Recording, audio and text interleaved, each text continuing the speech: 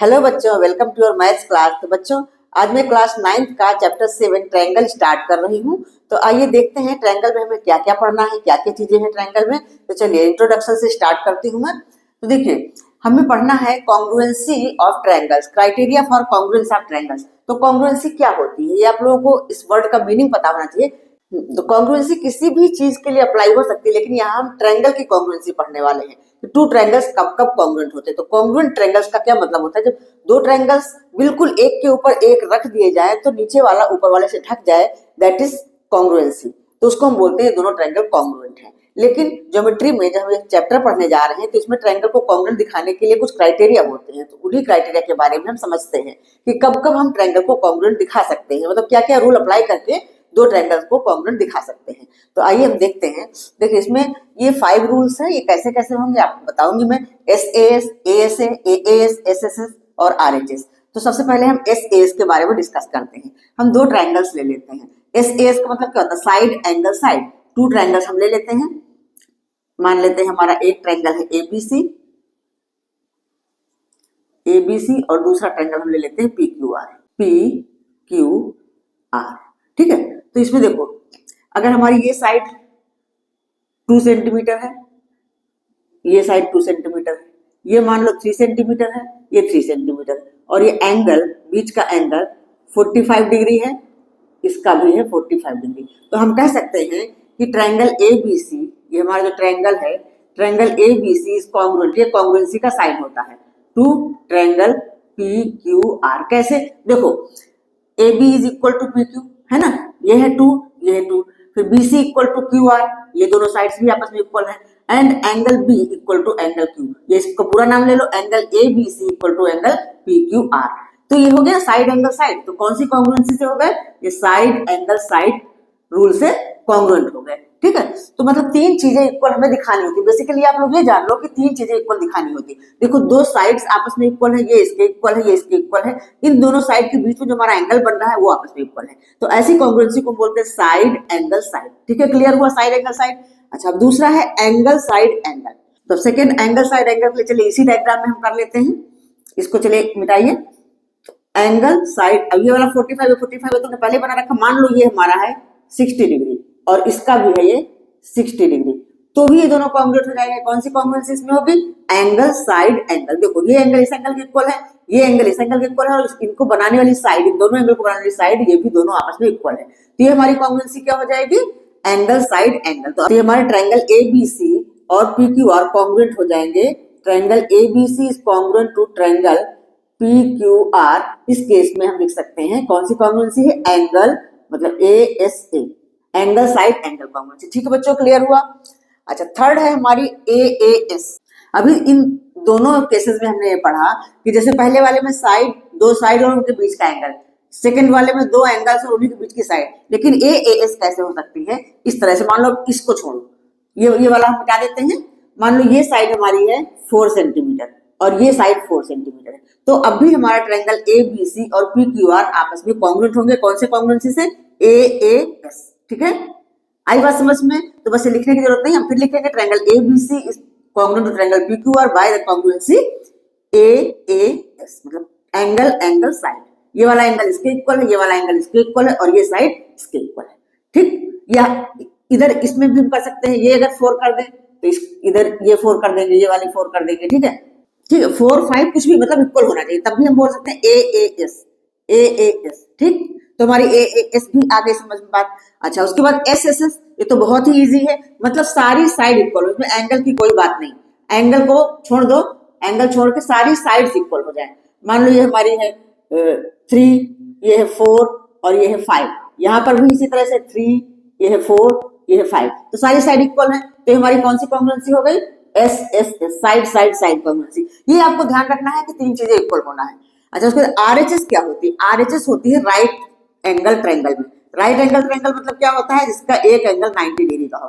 मान लो ये हमारा ट्रायंगल है ABC और दूसरा ट्रायंगल हम PQR ले लेते हैं, PQR। ठीक है, तो इसमें एक एंगल तो 90 डिग्री है, ये तो दोनों का इक्वल होना ही होना है। उसके बाद एक हाइपोटेन्यूज इक्वल हो जाए और कोई सी भी एक साइड इक्वल हो जाए, चाहे ये वाली इसके इक्वल या ये वाली इसके इक्वल हो जाए, कोई सी भी।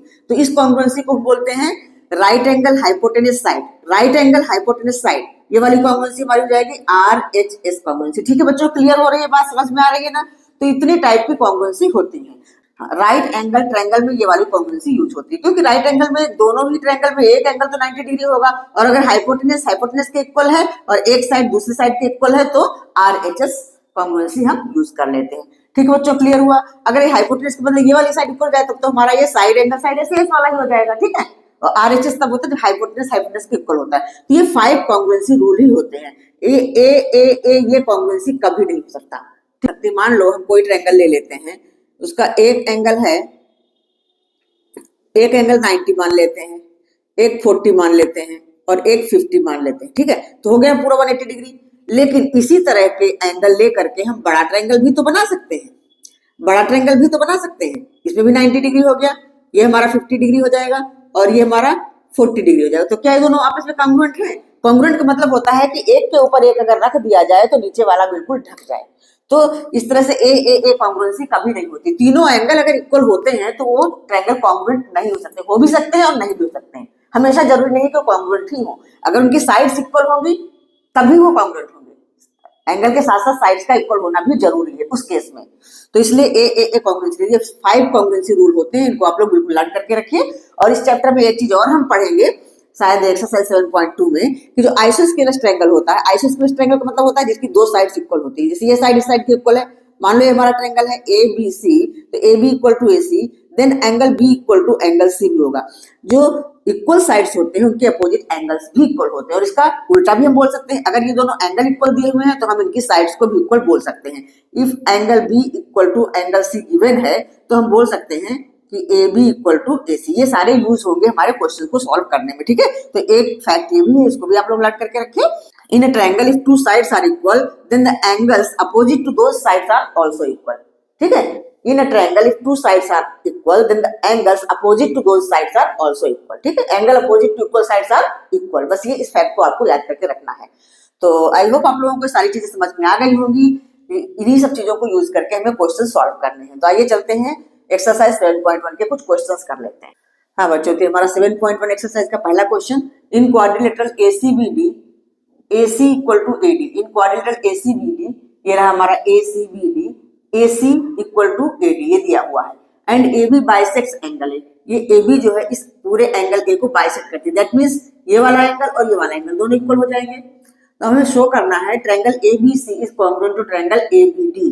ठीक है, this triangle ABC is congruent to triangle ABD। उसके बाद एक क्वेश्चन और पूछा, what can you say about BC and BD। तो पहले हम ये सॉल्व करते हैं, ये शो करते हैं ABC को ABD के कॉन्ग्रुएंट, फिर उसके बाद उसका आंसर भी दिया जाएगा। ठीक है, तो सबसे पहले ऐसे क्वेश्चंस में हम लिख लेते हैं गिवन, जो चीज में क्वेश्चन में दी है लिख लेते हैं। तो given AC equal to BD, और क्या गिवन है, AB बाइसेक्ट्स एंगल A।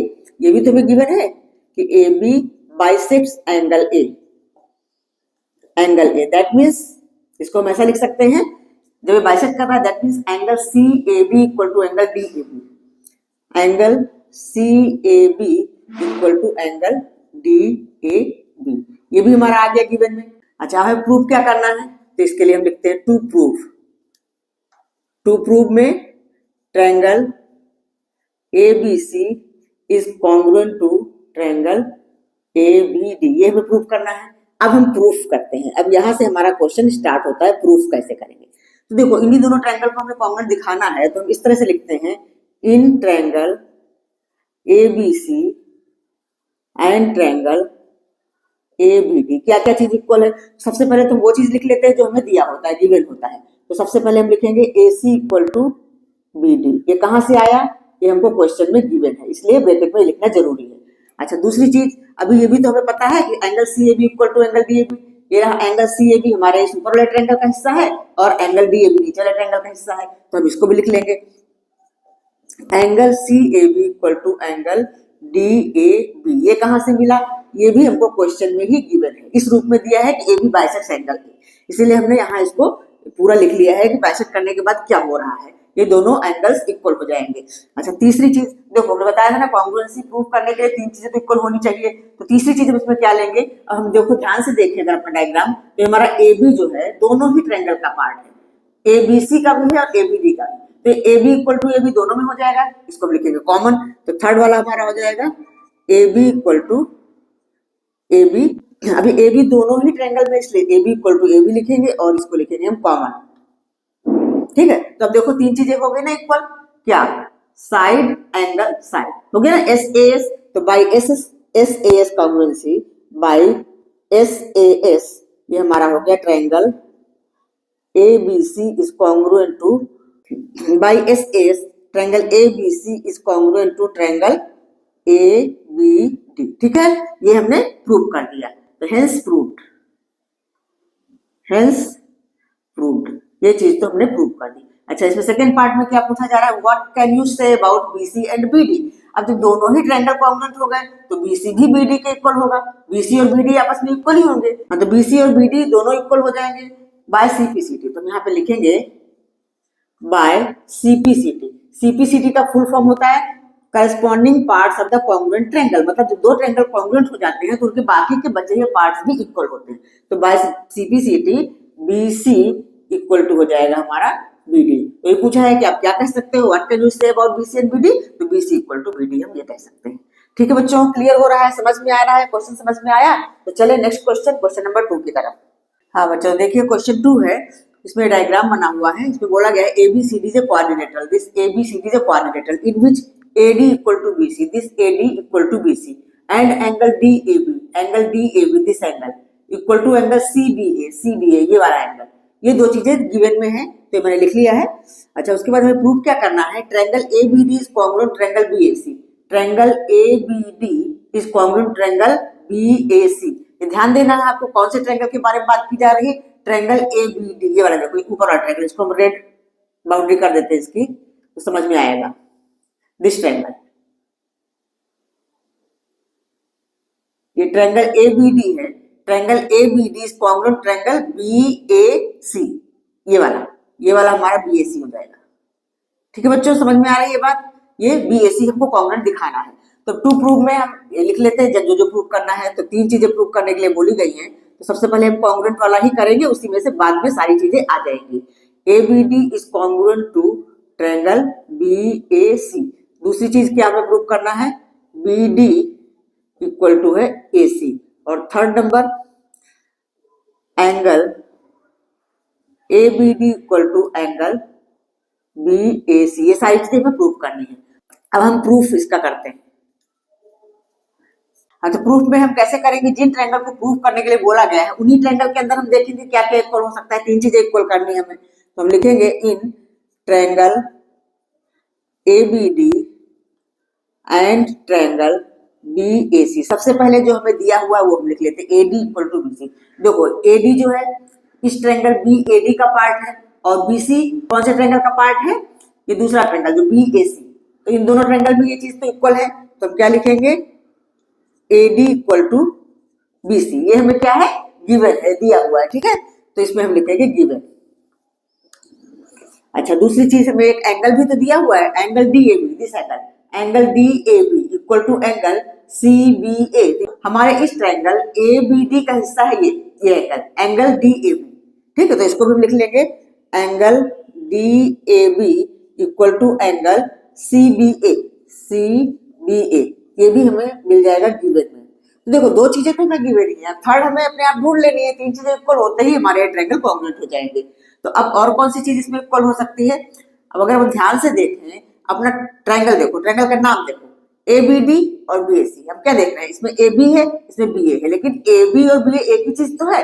जब हम पढ़ते हैं ट्रायंगल ABD तो हमारी लाइन AB होती है, उसके बाद जब हम पढ़ते हैं ट्रायंगल BAC तो यही लाइन तो BA होती है। तो ये वाली लाइन जो है, this side is common to both triangles, ये साइड दोनों ही ट्रायंगल में कॉमन है।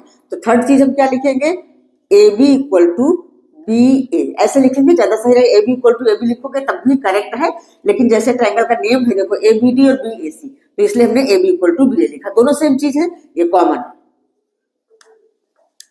कॉमन। ठीक हो गई ना, तीन चीजें इक्वल। कौन कौन सी चीजें तीन चीजें इक्वल हुई, दो साइड है और एक एंगल है, दो साइड है और एक एंगल। देखो ये साइड इस साइड के इक्वल है, ये साइड इस साइड के इक्वल, तो साइड एंगल साइड कॉन्ग्रुएंसी। तो by SAS rule, by SAS congruency हमारा ये ट्रायंगल हो जाएगा ABD is congruent to triangle BAC। ठीक है, क्लियर हुआ? हेंस प्रूव्ड, ये हमने प्रूव कर लिया, हेंस प्रूव्ड। अच्छा, अब सेकंड में क्या पूछा जा रहा है? सेकंड है BD इक्वल टू AC, ये बताना है। तो कहाँ है BD?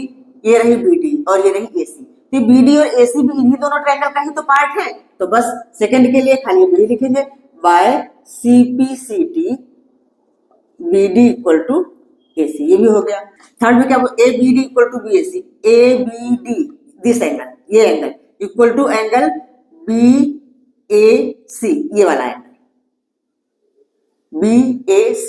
तो ये हमारा ABD जो है ये हमारे पहले वाले ट्रायंगल का पार्ट है ABD का, और BAC दूसरे वाले ट्रायंगल का पार्ट है। तो बस इसको भी हम लिख लेंगे बाय CPCT, इसको भी, ये भी हमारा CPCT में आ जाएगा। ऐसे क्वेश्चंस में हमें पहला वाला ही प्रूव करना होता है, बाकी के जो छोटे छोटे पूछे जाते हैं उसी CPCT के अंदर ही आ जाते हैं। Corresponding parts of the congruent triangle, उन्हीं कॉन्ग्रुएंट ट्रायंगल के अंदर के ही पार्ट्स होते हैं जिन्हें इक्वल दिखाने होते हैं। तो बस कुछ भी नहीं करना है, सिंपली हमें बस यही लिख देना है बाय CPCT, हमसे जो पूछा गया है angle ABD equal to angle BAC, ये भी हो जाएगा। तो ये भी हमारा हेंस प्रूव्ड, ये भी हमने प्रूव कर लिया। ठीक है बच्चों, क्लियर हुआ, समझ में आया? तो ये भी प्रूव हो गया। आई होप आप लोगों को ये दोनों क्वेश्चंस अच्छे से समझ में आ गए होंगे। तो आज इतना ही करवाती हूँ, नेक्स्ट वीडियो में आगे के क्वेश्चंस करवाऊंगी। अगर सारे क्वेश्चन समझ में आए हैं तो लाइक करिए, अपने फ्रेंड्स को भी शेयर करिए, वो भी इसका फायदा उठा सकें। और अगर अब तक सब्सक्राइब ना किया हो तो सब्सक्राइब कर लीजिए। फिर मिलती हूँ नेक्स्ट वीडियो में आगे के क्वेश्चन के साथ, तब तक के लिए बाय बाय।